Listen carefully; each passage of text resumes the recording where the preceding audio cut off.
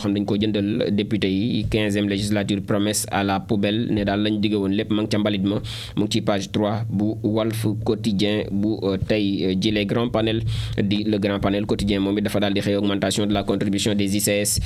moom laa doon wax léegi dans l' économie sénégalaise maanaam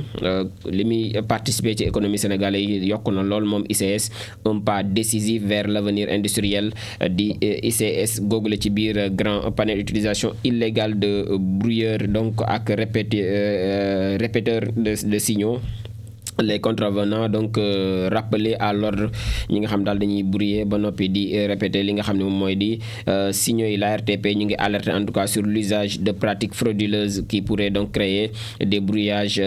préjudiciables au réseau mobile waaye ñëw ci ñi nga xamante ni ñoom ñoo di yëngu ci lu ni mel moom ARTP artu na leen bu baax a baax dem na fële ca Ndindi nekk ca Touba ab station d'essence Ola moom la ñu daal di attaqué foofu par 6 braqueurs yoo xam ne ku nekk da ngaa ngànnaayu ba dëgër donc ñëwaat na ci bu baax a baax moom journal bi di le grand panel quotidien les échos yéen kaay ci horreur bi nga xamante ni am na ci yëmbal Asegna moom it la xëyee benn ndaw boo xam dañ ko daal di kidnappé embarqué ko ba noppi daal di koy dóor ba mu jaare fa ñàkk bakkanam ki ko def du kenn ku dul ab indicateur ak agent bu GMI donc noonu la ko journal bi daal di titré agent bu GMI ab benn indicateur daal moom moo jàpp am ndaw kidnappé ko duma ko ba mu jaare fa daal di ñàkk bakkanam à l'origine benn simple fouille corporelle boo xamante ni de routine la moom moo daal di indi lu mel les derniers instants aussi de vie du jeune garçon ñëwaat na ci bu baax a baax devant sa petite amie ci kanamu corom donc l'indique Kals lay daal di wuyoo activement donc recherché tracé à Rosso l'agent du GMI moom daal nañ koy mujjee identifié ñëwaat na ci bu baax a baax moom les échos yéen ko des na ci justice pénale ak internationale CPI ak reddition des comptes la plaidoirie donc de maître Cheikh Ahmadou Ndiaye moom daal na ci yëy yàbbi ci justice pénale internationale ci cour pénale internationale ak ci reddition des comptes moom maître Cheikh Ahmadou donc Ndiaye certains états ci lu mu wax daal moom ci biir les échos ba léegi mun nag yenn ci états yi surtout nag états occidentaux yi ñoom dañoo commencé nag ñàkkal fayda li nga xam ne moom moo di la CPI waaye ñëw ci reddition des comptes bi nga xam ne dañ ko war a def en dehors de toute considération politique Lat Diop mi nga xam ne n'a jamais été épinglé par un quelconque rapport il est serein et continue donc de faire foi à la justice moom Lat Diop ginnaaw bañ ko tegeeg loxo ak léegi daal nee na kenn musu ko daal di épinglé ci ab rapport moom maître Ahmadou Ndiaye moom moo ko daal di xamle ci xët bu njëkk bu les échos l'exclusive moom it ñëw na ci wàllum financement de campagne électorale lañ ñooy financer campagne électorale ak 3 députés yi nga xam ne ñu ngi dans des histoires d'argent sous le coup de plainte donc ñetti députés yoo xam ne daal fi mu ne nii ñoom bu ñu maywul ñu ngi taqee ci mbirum xaalis tous donc élus par la magie du plus fort maanaam ñoom ñetti ñëpp ci magie plus fort reste lañ leen daal di fale 2 femmes parmi les parties civiles du foncier dans les donc transactions ak ay enjeux financiers yoo xam ni daanaka ñu ngi friser le milliard ñëwaat na ci bu baax a baax moom journal bi la gâterie donc à l'Assemblée nationale aussi ak le président El Malick Ndiaye l'alibi donc des Jakarta et l'acquisition de véhicules flambant neufs pour les nouveaux parlementaires titre le journal il est inadmissible que donc des élus du peuple soient dans de telles conditions suñu sukkandikoo ba léegi ci journal bi ñëwaat ci coowal assemblée nationale bi ak oto yi waaye ñëw ci coowal jakartamaan yi nous devons leur restituer donc leur statut et leur dignité noonu la ko daal di xamle moom journal bi l'observateur ñëw na ci donc xëtam mu njëkk ci débat public ak ces voix du Macky encore audible ñi nga xam daal ci jamonoy Macky Sall ñu ngi leen doon dégg waaye ba léegi daal ñoom noppiwuñ kii di El Hadj Malick Ndour ak Aïssata Tall Sall ci xët bu njëkk bu journal bi tey waaye mbirum West African Energy la guerre de libération noonu la ko daal di titré moom journal l'observateur tey ak le parquet bi nga xam ñu ngi sàkku un supplément d'information ak jëmale ko ci expert comptable bi di ci dossier bi di dossier Samuel Sarr entendu hier par le juge d'instruction ci biir ba léegi l'observateur moom Moustapha Ndiaye mi ngi contesté vigoureusement le rapport de l'expert tey bu mbay it nga xam dafa daal di laale ci mbir ma tey bu mbay bu Mazar ak expert bi nga xam dañ ko désigné di Alioune Touré ñoom ñu ngi leen xaarandi au 2e cabinet ci mbirum donc West African Energy. ba léegi série de meurtres yi nga xam ne am na nit ki démb en 24 heures silence on tue noonu la ko daal di l'observateur tuddee ñeenti doomu aadama yoo xamante ni démb dañ leen a faat ci 24 heures. Modou Mbengue moom moo ci njëkk, moom mu ngi joxe rendez-vous à son collègue à la plage ba noppi maanaam dafa jox rendez-vous collègue am ca plage ba, foofee la ko daal di jamee ay paaka ba mu daal di ñàkk bakkanam pour une banale affaire aussi. ay serviette bu tilim ak bu ñàkk tilim. Badara Mbaye moom daal di faat rakam moom it ci coow lu ñàkk fayda loolee démb itam la daal di xew. l'histoire glaçante aussi bu Pape Koulibaly moom it enlevé ba noppi ñu daal di koy dóor ay coup ba mu mujjee fa daal di jaare ñàkk bakkanam. Ndiaga Dabo escalade aussi le mur ba noppi daal di massacrer ki nga xamante ni moom moo di Eonet avec plusieurs coups de couteau. loolee yëpp démb la xew bu ñu sukkandikoo ci l'observateur di ay nit yoo xam dañ leen a faat ci anam yu ñàkk fayda. Jaariyatu Sow ci biir l'observateur moom Lady Diama, sa toute première interview, ce qu'elle n'a jamais raconté, ses secrets de vie, ses passions, ses rôles, écrits donc par l'observateur d'aujourd'hui. ñëwaat na ci bu baax a baax ci xëtëm bu njëkk. Le Public Quotidien des na ci manifestation fële ca Oréfondé, ay jeunes yoo xam ni ay pro Farba lañ, maanaam Farba Ngom la ñu àndal, ñu ngi exiger la libération donc de leurs camarades ñi nga xamante ne ay ndaw lañ ñu tegoon nañ loxo ci ay manifestation anti donc doon aar ki nga xamante ni moom moo di seen leader kii di Farba Ngom. fële ca Oréfondé la daal di xewe Mbour ak un français boo xam ne dañ ko daal di faat. ki ko def du kenn ku dul koo xam ne dafa am feebaru xel, maanaam déficient mental la. fële ca Mbour la daal di amee. journal bi di Le Public Quotidien moom it xëy na ko tey naufrage fële ca donc large de la Mauritanie di waaxi Mauritanie am na fa ab bateau bu suux des Sénégalais parmi les victimes bu ñu sukkandikoo ba léegi ci donc Le Quotidien yéenekaay. braquage dans une épicerie aussi ca Touba ak vigile bi nga xam ne dañu ko daal di ligoté 6 millions de francs CFA la ñu daal di sàcc foofee ci épicerie ba nekk ca Touba. L'As Quotidien la ñuy daal di jàll moom bataille juridique bi ci la ñëw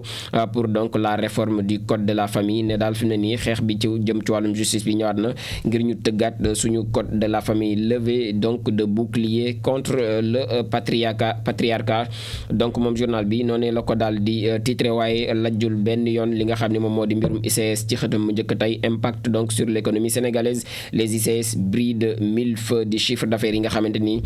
jamono ji ICS mu ngi koy def macha allah di doxal comme ni ko journal bi daal di fësale. escroquerie au jugement, Samy Seck devant la cour donc suprême pour faux et usage de faux. waaye procès donc des vendeurs de boulettes pour fesses, aliment suppo à donc 1 à 3 ans de prison moom moo koy xaarandi moom Alioune Sipo benn ba jàpp ñetti ati kaso. ñëwaat na ci bu baax a baax moom L'As Quotidien. Source A it des na ci modalité de liquidation donc du conseil économique, social et environnemental ak au conseil des collectivités territoriales. Sonko veut une application strict ci ñaar yooyu la noonu la ko daal di titré moom Source A. waaye des na ni ci mbirum donc la descente de Ahmed Ndiaye fële ca kër waajur wu jigéen bu Ousmane Sonko ca Néma ca Casamance ca Ziguinchor. les derniers donc développement li nga xamante ni daal moom mooy li mujj ca la mbir moomule moom Source A loolee la daal di xëyee tey ci xëtam bu njëkk. waaye des na ci les chambres aussi de la cour suprême bi nga xam ne ñoom ñoo ngi réunir ce matin dans l'affaire donc opposant l'opérateur économique Moustapha Tall ak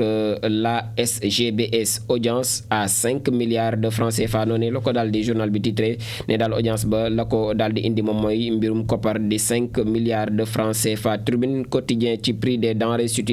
ak situation au port autonome de Dakar ak aéroport université. loolee la daal di xëyee moom Diomaye ak Sonko ñu ngi peine à solutionner la crise sociale. ne daal télé nañ ci crise sociale gi Diomaye ak Sonko ginnaaw njëgum dund gi, situation bi fële ca port ca aéroport ak ca université. ñëwaat na ci bu baax a baax moom Tribune Quotidien ci xëtam mu njëkk ak le pire donc attendu durant le mois de Ramadan. aucune piste de solution pour sortir les Sénégalais des ténèbres, quel remède pour soulager les populations. Tribune di wéyal di sampalaat ci xëtam mu njëkk. des na ci la 103e aussi édition du Gamou de Mboula bi nga xam daañu ko célébrer ni ki samedi. ñëwaat na ci bu baax a baax moom Tribune ci xëtam mu njëkk. màggal bu Poroxaan célébrer aujourd'hui aussi Sokhna Diarra, la piété, la vertu et la foi incarnées donc incarné ñëwaat na ci bu baax a baax moom tribune quotidien ci màggalu ko Porokhane gi les critiques des na ci donc les étudiants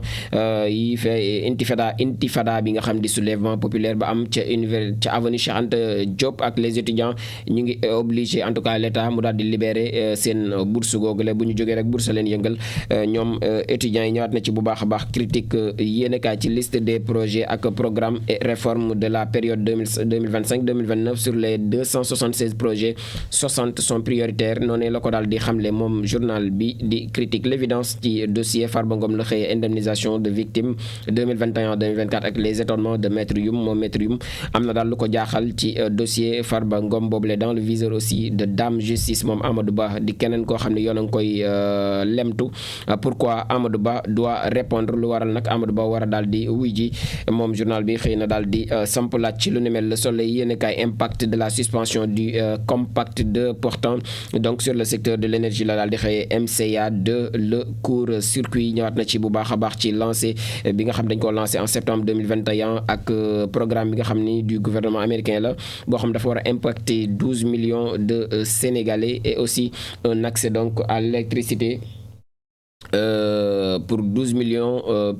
700 ménages noonu la daal di xëyee moom journal bi di Le Soleil yéen kay série et filière donc scientifique fële ci école ak université quand les filles vainquent donc les stéréotypes ñëwaat na ci bu baax a baax jigéen ñi ñoo ne ca kanam donc moom journal bi ci la daal di xëy waaye la jullit li nga xam ne moom moo di wàllum ICS ak production d'engrais bi les ICS annoncent 2 nouvelles usines ñoom ICS ñu ngi yëgle daal yeneen ñaari usines yu yees yoo xam ne xëy na dafay yënguwaat ci defarum engrais bile lii quotidien moom xëy na ci industrie chimique du Sénégal moom it ca la daal di xëy plus de 430 milliards de francs CFA d'investissement en 10 ans noonu la ko daal di titré 430 milliards de francs CFA la ñu daal di def ci investissement ci fukki at yi ñu génn 5055 emplois directs la ñu daal di créer ñoom ICS une contribution donc de 120 milliards de francs CFA dans le PIB du Sénégal Mama Sougou Fara nga xam ne moom mooy DG des ICS bu yees bi la grâce donc nee na grâce aux investissements de plus de 430 milliards de francs CFA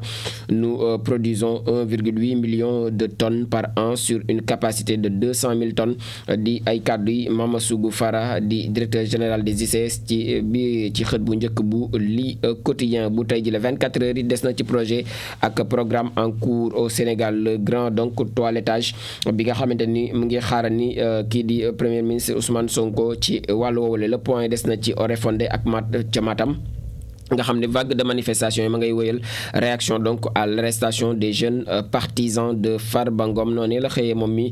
di donc le point donc verdict news la ñuy daal di jàll moom it mu xëyee Diania Ndiaye ak Serigne Mboup ñoom ñi ngi scellé une réunion donc sacrée pour une mobilisation exceptionnelle aux JOJ 2026 fii ci Dakar di ñeel Jeux olympiques de la jeunesse yi la dépêche quotidien la dépêche républicaine ci màggal bu Porokhane la xëyee Mame Diarra Bousso une femme donc exemplaire à tout point de vue titre donc le journal L'éveil quotidien it des ci rapport PwC sur l'apport donc des ICS dans l'économie sénégalaise ñëwaat na bu baax a baax ci loxo ICS ci économie sénégalaise ak la collaboration donc avec les entreprises locales doublée en 10 ans vers la construction d'une entreprise fële ca Mbaaw ñu ngi waajal nag ab entreprise bu yees foofule ñoom les ICS ki ko yëgle du kenn ku dul son directeur général di Mama Sougou Fara mi nga xam moo remplacé Alassane Diallo ci bopp ICS boobule attaque à main armée ca Touba 6 millions de francs CFA la ñu daal di sàcc foofee ci ab station ca donc Touba utilisation aussi des bouilleurs ak répétiteurs donc de signaux les mises en garde de l'ARTP ñëwaat na ci bu baax a baax moom journal bile dañ koy jeexal ak tàggat yaram door ko ak Rewmi Quotidien Sport plus moom ci Moussa Niakhaté mi nga xam ni moom la daal di xëyee moom Moussa Niakhaté mi ngi encensé Pierre-Antoine Dorival moom daal tàgg na bu baax a baax doomi Sénégal ji di gone gu ndaw di Pierre-Antoine Dorival honora un Kamavinga sénégalais noonu la ko daal di tuddee ne daal bu may wul mën na doon Kamavinga fii ci biir réewum Sénégal moom Dorival di ay témoignages yoo xamante ni Moussa Niakhaté moom moo ko jël yëkkati ko teg ko ci rakam joojule donc di doomu Sénégal moom it di international Sénégal moom Dorival Bundesliga journal bi des na ci ak Harry Kane mi nga xam ni mën na quitter le Bayern Munich pour une somme dérisoire bu ñu sukkandikoo ba léegi ci journal bi les points actu sport moom it des na ci League Cup ak Newcastle bi nga xam ni dafa daal di duma démb Arsenal et valide donc sa place en finale moom Newcastle moom moo mujjee daal di jàll ci finale League Cup boobee donc Angleterre Coupe du Roi ak le Real de Madrid mi nga xam ne arraché na aussi la victoire ca donc Leganés grâce à ces jeunes mu nekk le jeune Gonzalez mi nga xam ne moom moo dugal but victorieux boobee benn bi Brahim Diaz benn bi seen maam di Luka Modric 40 ans di dugal ay but ba léegi. Le Dakarois Sport des na ci préparatif aussi mondial 2025 3 matchs amicaux Sénégal Seychelles en vue donc ñëwaat na ci bu baax a baax moom ci waajal mondial 2025 ñetti matchs amicaux Sénégal Seychelles en tout cas ci la bokk ñu ngi koy waajal bu baax a baax bu ñu sukkandikoo ci journal bi réhabilitation aussi bu stade Léopold Sédar Senghor de vastes projets dans l'espace extérieur journal bi daal na ci xëy xaatim di yeesal stade Léopold Sédar Senghor bañ ko tijjee yàgg na waaye jamono ji buñ ko tijjee gëm naa ni sportif yi dinañu daal di kontaan di daal globalement moom moo gënoon fës ci yenn kaay tey di donc le 6 février 2025